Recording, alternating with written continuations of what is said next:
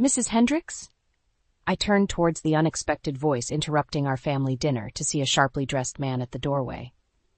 I'm Kenneth Briggs, a private investigator. He stepped inside, ignoring Derek's questioning look. I have some sensitive information regarding your husband. My heart raced as Briggs withdrew a manila envelope. Mrs. Hendricks, I regret to inform you that your husband has been involved in an affair for the past 8 months. The room fell silent as Derek's fork clattered onto his plate. I felt the blood drain from my face as Briggs removed a sheaf of photographs, each one a nauseating gut punch. There was Derek, locked in intimate embraces with a slender brunette whose face I instantly recognized, my estranged younger sister, Elise. You lying, cheating bastard! I erupted, shattering the stillness. Bile rose in my throat as I hurled the photos across the table, uncaring that our teenage daughters flinched at the venom in my voice. Derek's complexion turned ashen. Marla, I can explain. Like hell you can.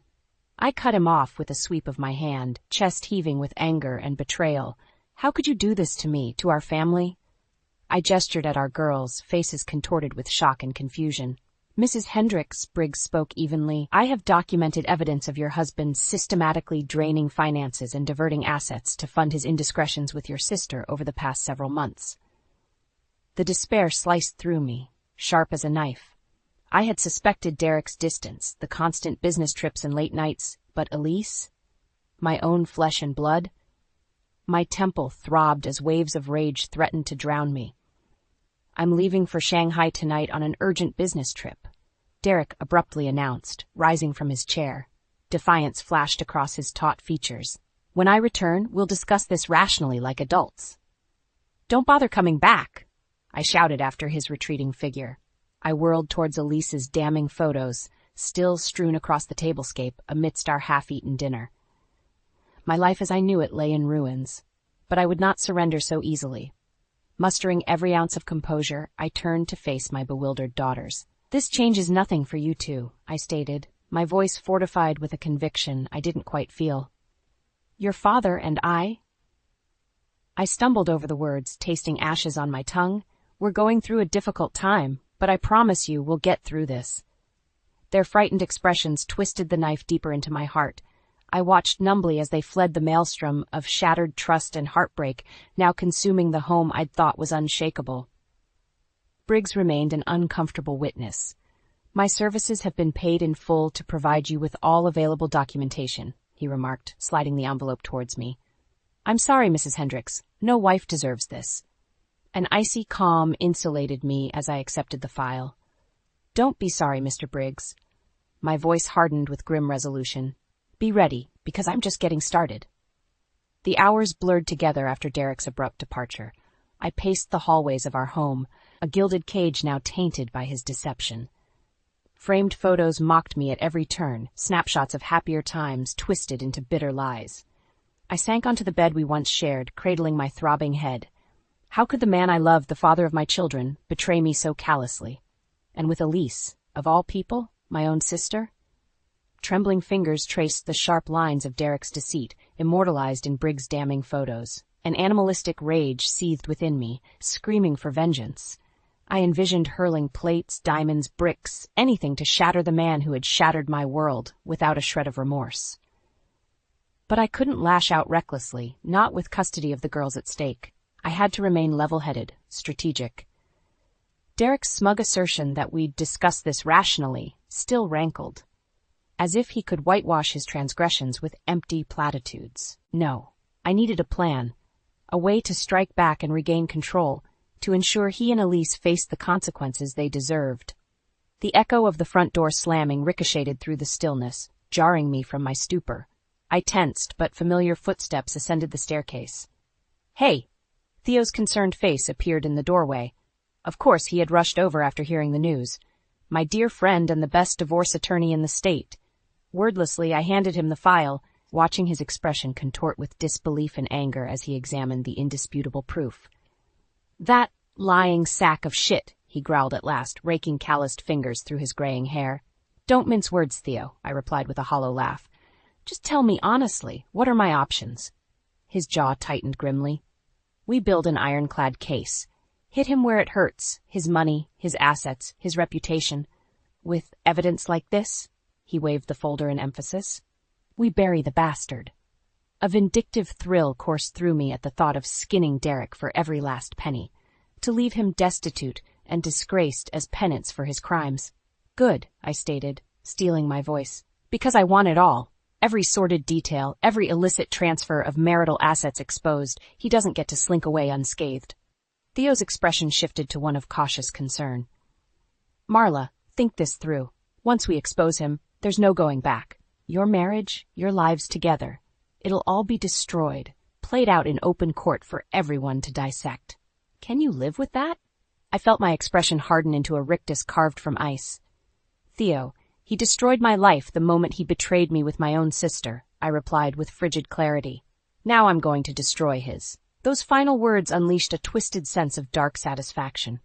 For too long, I had been the victim, the deceived wife, the embarrassed sister, the fool, but no longer. If Derek and Elise wanted the gloves off, I would oblige them. Starting today, I was going on the attack. The next few days passed in a whirlwind of grim determination. On Theo's advice, I began methodically collecting evidence to solidify my case against Derek and Elise. When the private investigator's report confirmed my worst fears that Derek had been systemically siphoning money and assets to fund his tawdry affair, a cold fury insulated me. I felt icy detachment transcend the devastating anguish of his betrayal. First, I discreetly transferred the contents of our joint accounts to a new one under my name alone, ensuring Derek would be unable to drain our finances further. The numbers swam before my eyes, each pilfered figure another twist of the knife in my gut. Next came compiling the paperwork. Copies of bank statements, unexplained expenditures, mortgage transfers, all blatantly suspicious. Theo assured me we had more than enough to decimate Derek's falsely cultivated facade of martial bliss and business success. We also need to figure out your living situation, he advised during one late-night strategy session, the shadows accentuating his frown lines. If you stay in the house, it just gives Derek's lawyers more ammunition to claim you condoned his actions. I worried my bottom lip, reluctant to uproot our daughters' lives any more than necessary. But Theo made a fair point. Any delay could jeopardize my custody claim. Surprising even myself, I found the answer immediately. My friend Lena? She has that big place in Hudson after her divorce. Theo's eyebrows arched in approval. The financial advisor who hates cheaters? Perfect. She'll make an amazing ally and witness. Sure enough, one phone call was all it took for Lena to open her doors without question. What day do you need me, hon? Her smoky voice crackled over the line, full of the vinegar and vulnerability that characterize survivors like us. Within 36 hours, I had packed up what little I could carry of our old life and ushered the girls into Lena's guest rooms. To their shell-shocked whispers about this only being temporary, I forced a reassuring smile that was only partially a lie. Chin up, ladies, Lena commanded, wrapping us in her signature embrace, rich curls cascading around her warm features. We've got your backs. Count on that. As we hunkered in the cocoon of Lena's hospitality, I felt the first flickers of hope reigniting inside me, that Derek and Elise's transgressions wouldn't go unavenged, and that a path forward still remained. Then the phone rang, shattering the moment's fragile complacency. Derek's number flashed across the screen, and an icy chill gripped me. The first volley was about to be fired. I stared at Derek's number flashing insistently on the screen. A twisted part of me longed to answer, to confront him with the full depth of his betrayal. But I knew better than to show my hand prematurely. Lena, I called out, can you join me? Within moments, her concerned features appeared in the hallway. Is everything okay? Wordlessly, I tilted the phone towards her. Understanding flickered across her expression as Derek's number buzzed again. Want me to take this? I nodded gratefully. Lena was ex-military, unflappable and strategic, the perfect shield against Derek's manipulation. She accepted the call, angling the mouthpiece away. Derek, her tone was clipped but composed. Marla's indisposed at the moment. There was a muffled torrent from the other end. I saw Lena's jaw tighten imperceptibly. I'm sure she'll reach out when she's ready to discuss things rationally. Appointed Barb. For now, it's best you give her some space to process recent developments. Another eruption of protests. this one raising Lena's sculptured brows. I didn't realize rehashing sensitive family matters was appropriate workplace conversation, she rejoined coolly. But I'll pass along your thoughts to Marla. Goodbye, Derek. She disconnected the call with a succinct tab. Sorry about that, Han. I know that couldn't have been easy listening to his nonsense. A tremulous exhale escaped me. You're amazing, Lena, truly. She waved a dismissive hand. Please, that blowhard doesn't rattle me. Her warm eyes creased with concern. But you look like you're carrying the weight of the world right now. What else can I do? I felt a renewed surge of purpose. Actually, there is one thing. An hour later, we were closeted in Lena's luxurious home office, poring over the meticulously assembled dossier that would become the armament for my legal battle. Lena shook her head slowly as she absorbed the bank statements, check stubs, and appalling money trail. This is embezzlement, plain and simple. He bled you dry to keep that little harlot satisfied. My voice was toneless. The sad part? He thought I'd never find out, that I was too busy or too oblivious to ever piece it all together. Her sculpted features contorted with disgust. What a delusional, selfish prick. Well, the delusion ends now. I clicked over to the shared portfolio, watching the figures populate. These are all the holdings and assets Derek can legally access. Understanding flickered in Lena's obsidian eyes. And you want to lock him out? I nodded curtly. Every last dime gets retitled under my sole name, investments, real estate, liquid securities. He doesn't get to touch a penny of what's rightfully mine until the courts decide otherwise. Lena's dexterous fingers danced across the keyboard, initiating transfers and updated credentials. Consider it done. That money-grubbing liar is officially cut off. Her expression shifted as she decrypted another subfolder. Marla, what are these numbered accounts in the Caymans?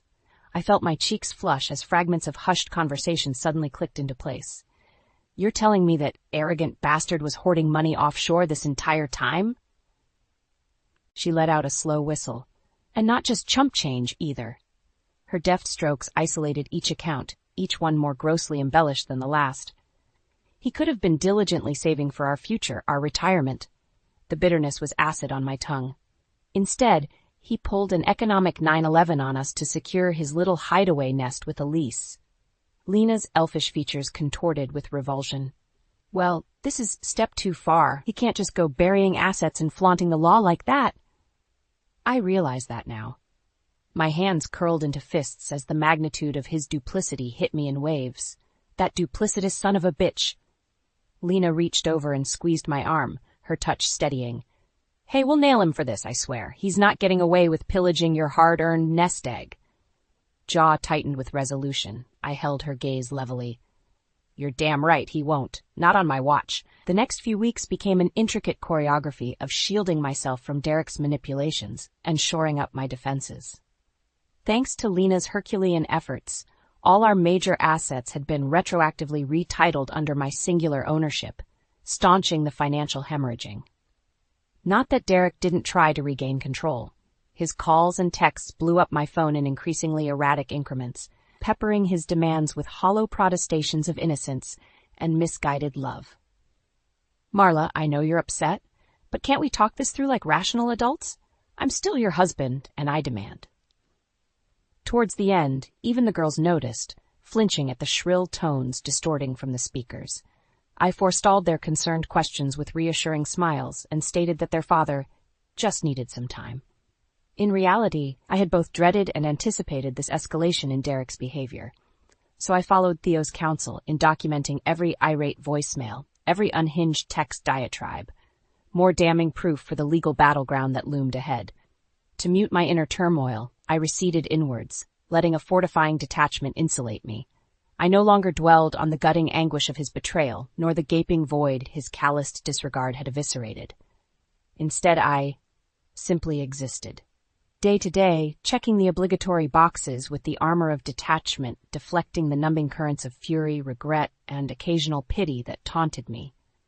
Theo assured me this emotional icebox was normal, even advisable. Feeling is the enemy right now, Marla. It'll just cloud your judgment and give Derek's shysters an opening. Nevertheless, the customary rituals of my old life still haunted me like ghostly sentinels, mocking the hollowness of my existence. I found myself jolting awake in panic at 3 a.m., bitter at the loss of the partner who had once slumbered beside me, reassuring and sheltering. Who had that man been? The one I committed 20-something years to? Or had he died long ago, subsumed by the sociopsychic monster who now reviled me? Desperate for an outlet, I immersed myself in maintaining the vestiges of normalcy for the girls, ensuring their schedules and activities persisted with minimal disruption. Blessing Lena's hospitality for providing a cocoon of security, however fleeting it might prove. Still, their troubled frowns whenever Derek's name arose spoke volumes. How much longer could I reasonably postpone revealing the truth? That the father figure they had idolized was well on his way to becoming a pariah? That our family nucleus was splintering beyond repair? They were sharp, precocious young ladies. They would eventually discern that the ensuing divorce was no amicable separation. I found myself craving other distractions, any diversion to divert my mind from its ceaseless spools of recrimination and dismay. With Lena's encouragement, I gingerly resumed my passion projects like painting and weaving, channeling my pent-up tempests into intricate line work and fractal textures. I joined her twice-weekly boxing sessions at an exclusive boutique gym, relishing the euphoric simplicity of repeatedly pummeling the heavy bag in controlled bursts of exertion. My therapist, Dr. Ramirez, applauded these efforts towards self-reclamation during our bi-weekly visits. A serene, maternal presence, she nonetheless stressed the necessity of working through the grieving process. You're building impressive fortifications, Marla, but you can't wall off the pain indefinitely. It will find cracks, erode your defenses.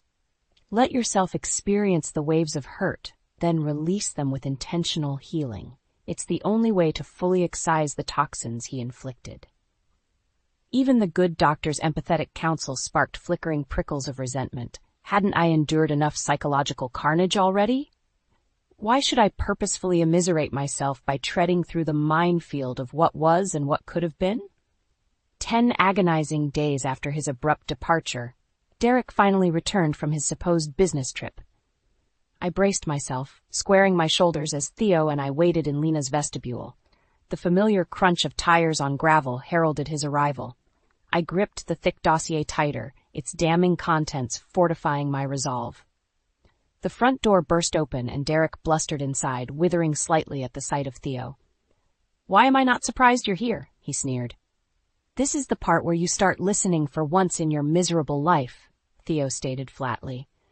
Derek opened his mouth, no doubt to spew more indignant dismissals, but I cut him off. No more lies. My voice was glacial. No more deceptions, delusions, or pitiful attempts to gaslight me. With surgical precision, I unfurled the gallery of photos, spreadsheets, and documentation across the sofa. Derek's complexion ashen as the incriminating evidence of his malfeasance proliferated. "Not only have you been serially unfaithful," I heard my tone acquire a razor's edge, "but you've been slowly looting our accounts, pillaging our assets to fund your sad little tryst with my sister." His Adam's apple bobbed rapidly as panic crept into his expression. "Marla, I can explain ever. Save your rationalizations. They're meaningless at this point." I shoved aside his grasping hands, the paper seeming to sear his fingertips. "Your signature is on every bank draft, every wire transfer, every unauthorized disbursement of funds, plain as day." Derek's facade finally cracked, ugliness twisting his features. "So that's it, then? A few indiscretions, and you're burning everything to the ground? Our marriage, my career, our family legacy?" "Your indiscretions have already detonated our family," I exploded, infusing every ounce of scorn and disgust into the words. "I don't recognize the pathetic bastard standing before me anymore." "You self-righteous bitch," he erupted with a sudden primal fury that made Theo tense instinctively. "You think you can publicly flog me like some criminal without consequences?" My answering smile was as frigid as Antarctic ice. "I relish those consequences, Derek, because in the end, you'll be broke, alone, and utterly disgraced. A shunned, soiled nothing while I walk away from the ashes." Chin jutting in a final petulant display of contempt, he turned on his heel and stormed out. But even his exaggerated bluster couldn't disguise the dawning horror on his face. He knew he was cornered, outmaneuvered. Checkmate. That night, even my dreams offered no sanctuary. I found myself crying hot, angry tears, not from sorrow, but from a place of visceral rage that this utter waste of a man had dared to betray me so profoundly, to squander every ounce of goodwill, trust, and commitment I'd so foolishly vested in him. But the tears were also cathartic, lancing years of pent-up disillusionment and deception. As the howling echoes of Derek's classically juvenile tantrums faded, a steely resolve cemented within me. No more would I be the victim, the pretty little ornament masking the rot festering beneath. From this point forward, I would be the vengeful architect of his self-destruction, and every psychological dagger, every precisely calibrated legal maneuver would serve as the instruments of that exquisite retribution. I would burn it all down and salt the earth, just like he deserved. In the days following Derek's meltdown, I wasted no time capitalizing on the initiative. Utilizing my collated evidence, I filed for an at-fault divorce on grounds of adultery, abandonment, and the unauthorized dissipation of marital assets. While part of me recoiled at the prospect of airing our imploded marriage's dirty laundry in open court, another part recognized the strategic value. By striking first with an overwhelming offense, I seized control of the narrative while blindsiding Derek. "He'll be scrambling to build a defense on multiple fronts," Theo assured me, typically unflappable demeanor, betraying a hint of dark satisfaction. "Let's see him lawyer up to counter all these interlocking claims." True to form, Derek soon found himself engulfed under an avalanche of damaging disclosures. The paternity allegations alone were enough to decimate what remained of his professional reputation. Coupled with the fraud and asset disclosures, they cemented his status as a radioactive pariah. By leveraging my carefully assembled documentation and testimony, my legal team constructed an inescapable cage of consequences. Surveillance evidence placed him at hotels and rendezvous spots, often withdrawing substantial cash amounts just beforehand. Banking records revealed his establishment of slush fund accounts and wire transfers to international holding locations. Even more damaging were the third-party testimonies of Elise's indiscriminate confessions to family members, of Derek's increasingly callous behavior towards me and the girls, and the contradictory paper trails he left behind while cavorting with his mistress. Within weeks, the court of public opinion had sentenced Derek as guilty.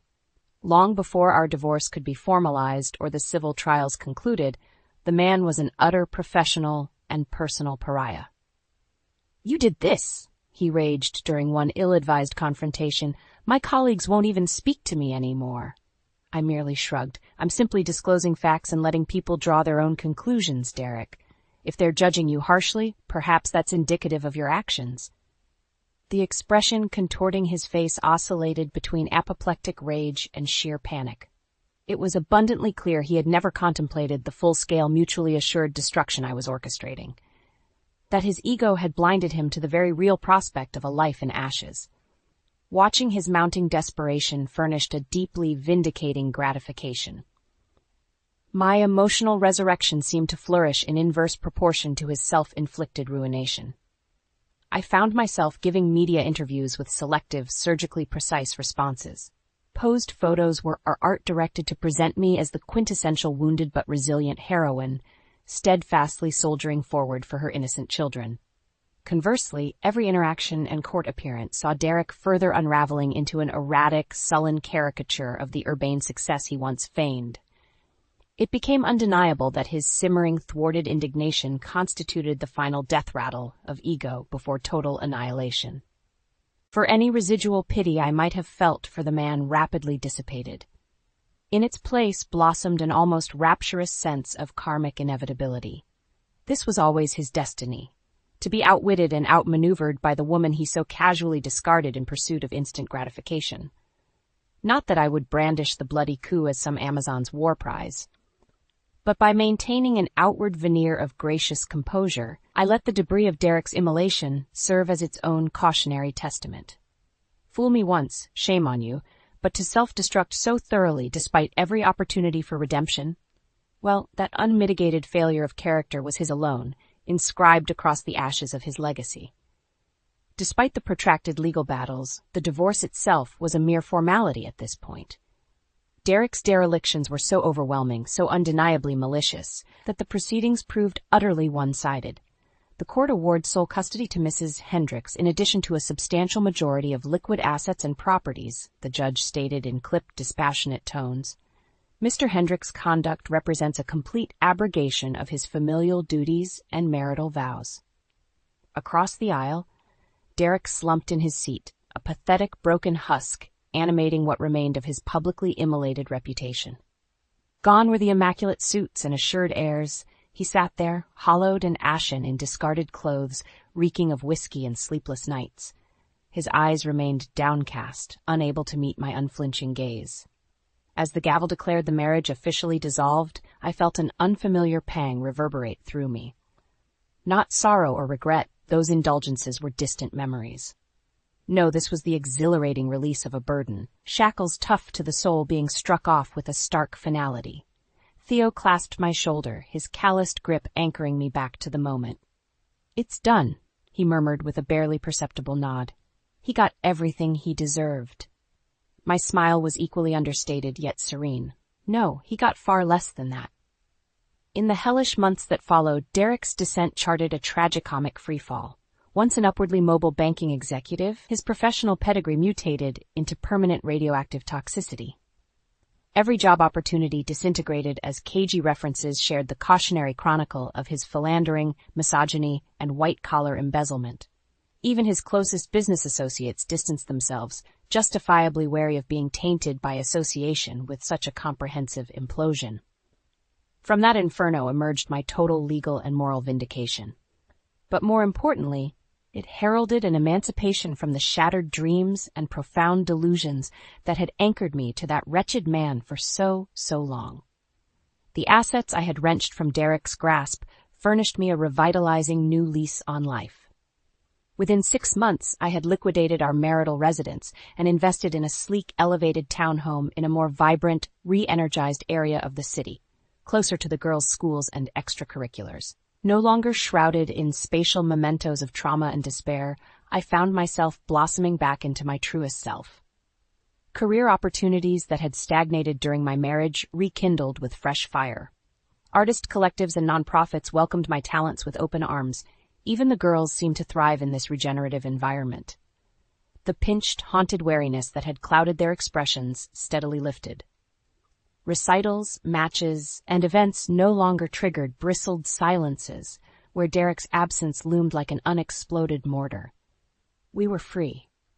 Wandering the farmers' markets and cultural festivals that epitomized our new neighborhood's beating heart, I could almost physically feel their tension eroding beneath the purifying sunshine of autonomy. Almost cruelly, I ensured Elise received no such comforts. My lawsuits alleging her complicity in the depletion of marital assets continued unabated. Just as the courts had scoured Derek of every ill-gotten gain, so too would she face devastating financial repercussions. Petty recompense, some might argue. But such was the emotional ruinscape she had indulged in seeding that I felt no mercy. In fact, I made it a point to routinely update her on her dwindling legal circumstances, now that pride and perjury charges were being considered. Let her endure even a fraction of the torment she helped inflict, watching her greed and wanton selfishness facilitate her own undoing. Some called it overkill.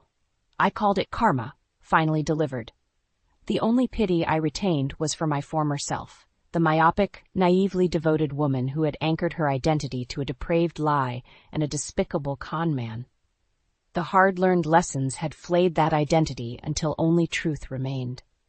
Perhaps that was the true path to healing, embracing these harsh revelations as brusque awakenings rather than debilitating traumas, to finally see the withered, desiccated remnants exposed, while turning my gaze to the vibrant sunlight and new horizons untainted by past poisons. Staring clear-eyed into the expanse of second chances, I found myself eager to begin anew.